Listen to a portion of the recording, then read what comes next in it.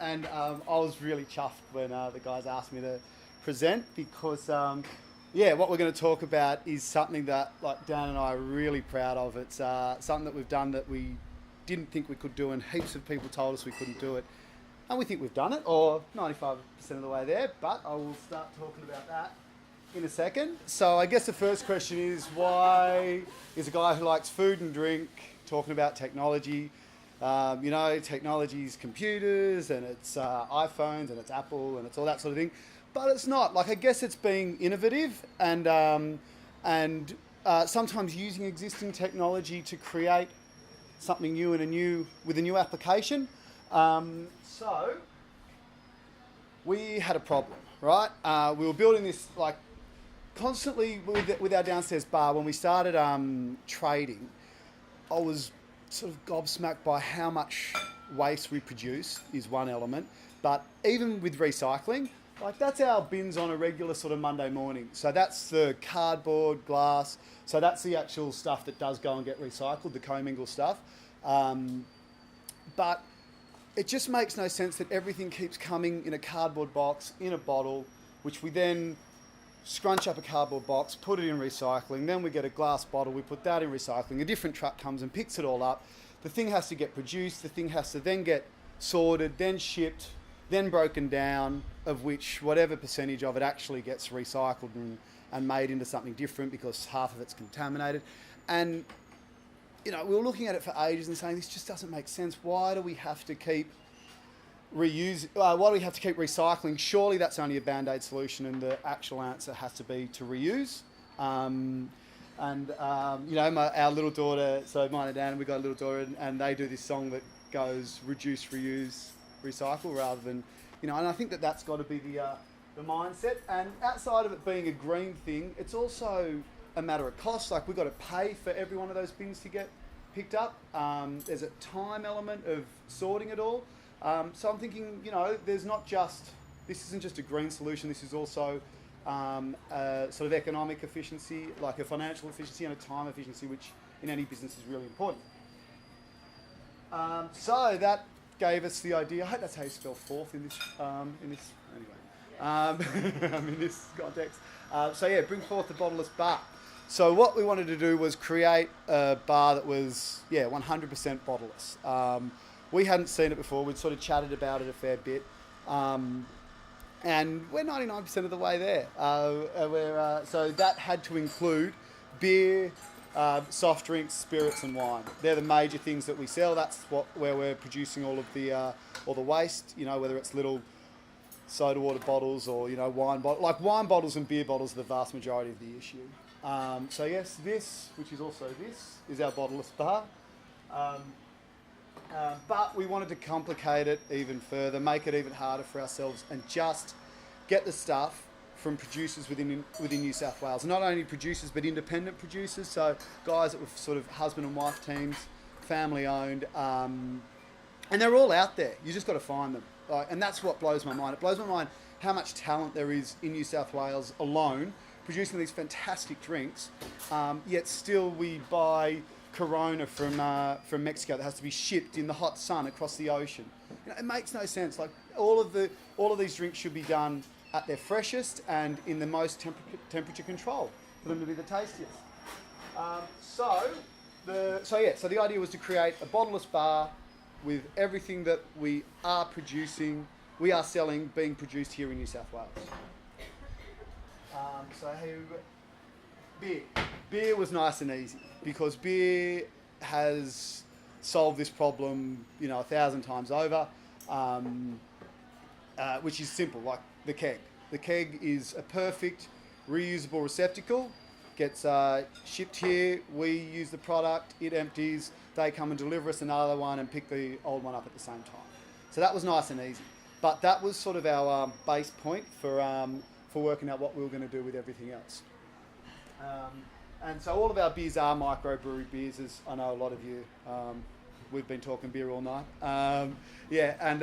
So all of our beers microbrewery, like, done across New South Wales. I think the furthest north is Byron, and the further south is probably maybe Dalgety, which is down near Canberra. So we try to keep it in a nice sort of close proximity. which means the beer's fresher. The beer's made by hand. It's all done in a way like with love and with a deliberate plan. And it's not made, they don't put chemicals in it. They just use base ingredients. They get, they use hops in a way that creates, anyway, I won't go into that. We're not talking about that. But yeah, anyway,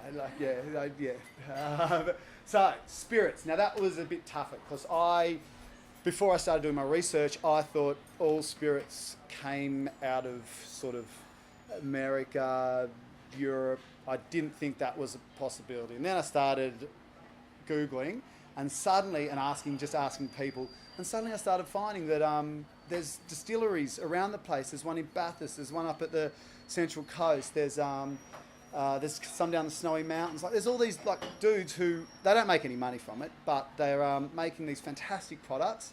And when I started speaking to a couple of them just said, no, not interested. We want our bottle with a label, But then I started speaking to some of them who are a bit more progressive. They were like, well, yeah, this all makes sense. We want to be as conscious of these sorts of issues as we can as well. So yes, let's do it. We'll be part of it. And this is one example of how it gets shipped to us. This is the Dalgety wood chip bourbon. And if you can, here behind this light, you might be able to see the wood chips. Can you see the wood chips all inside? Yeah, so they use wood chips to create vanilla-y flavours, and that's how they do it in wine in barrels. But this has more surface area, and so it's absorbing flavour faster because, as you can imagine, a barrel just sits like that in the wine, and the booze sits in it, as opposed to this where it's sort of all over a much larger percentage of the drink. So I met these guys from Dalgety who are down south who do some of our beers. They also had a distillery. They're like, yep, we'll do it. We'll ship it to you in 5-litre containers. Then another guy down in Bathurst, Stone Pine Distillery, who I highly recommend. He's a lovely bloke, and if ever you're down in Bathurst, go and check his stuff out. And they ship it up to us. We put it into those little dispensers up there just to make it sort of workable. And they're also quite, we thought that they had that sort of beaker scientific sort of feel, which is what we're trying to get out of a distillery, because it's very much a science. Now the spirits, yeah, that was a bit tougher. The soft drinks, which I know lots of you have been drinking tonight. I hope you've all enjoyed I think we've had a couple of cinnamon coals, a few chili lime and gingers going out there. I know there's been a couple of comments saying that they dug them. So Karl, he's a guy who brews a couple of our beers. He also brews the alcoholic ginger beer that's on at the moment, which I know a few of you had. And I sort of said to him, because I had no idea how I was going to do soft drinks, and what are you going to do, go to Coke? That's probably as bad as it gets. And so I went to him and I said, mate, this is what we've got. What do you reckon? He goes, oh yeah, I can have a crack at making some soft drinks. And then he'd sort of come in periodically with these little syrups and a soda water, and he'd go, we'll just put 1 part of the syrup and 3 parts of the soda water. What do you think of that flavour versus that flavour? And we just sort of mixed them up until we got to some flavours that we were really happy with. And hence our soft drinks solution was found. And he just ships them to us in little kegs. Well, he comes and delivers them in like these little 10-litre kegs, and then I give them back to him. He goes and washes them out, goes and refills them, and brings them back. And when he's doing his next delivery, just sort of swaps them over. It's all sort of on CO2. So the actual system with soft drink wasn't overly complicated, because what we knew we had to do was basically what the post-mix system does. When you go into a pub and they've got the gun out and they just go. Psh. So all that is they've got like syrup bags and soda water and carbon dioxide, and they all come together in the correct proportions and come out the gun at the bartender's end. So we were trying to replicate that to a degree, but we don't have bags of syrup and soda water. Instead, he mixes it all up for us in kegs. The CO2 goes onto it. That will add a little bit more carbonation to it, and if it sits for too long, it will get really carbonated and take us a while to pour, but it settles down pretty quickly. And so it comes straight out those taps over there. So with those taps, we've got a bunch of white wine taps, a bunch of soft drink taps, and a bunch of red wine taps. And so that brings me to the next point, and that was wine. Now this was always going to be the toughest, because for so many reasons, like you're dealing with the wine industry, which is ultra conservative, so they're already not going to try. And I've got this guy's a French winemaker, and he fires up at me all the time about these ideas, because he can't stand it. Wine should be in a bottle with a cork. That's the way it should be. That's the way it's been done. But so I started speaking to a few different winemakers and local ones. They're out in orange, and in, where else are they? I think there's some orange, there's some mudgy stuff, there's some Central Ranges, which is just the lower, the not as high altitude version of orange. And what we decided to do was I found these little kegs, and I can pass them around to you. And I've gassed them all up. They're all empty, so you can check out what they do. Like, you've got 2 points here. One, where the gas goes in. Now and then this one is here where the product comes out. So the gas plugs into it, the product comes out of it. This one connects to a gas cylinder, and this one connects to a to the tap over here. The gas goes in. All it does is pushes the wine out. So it creates pressure inside of this. So this is the pressure. All right. So that's all gassed up. That's an empty keg. So that's just full of nitrogen.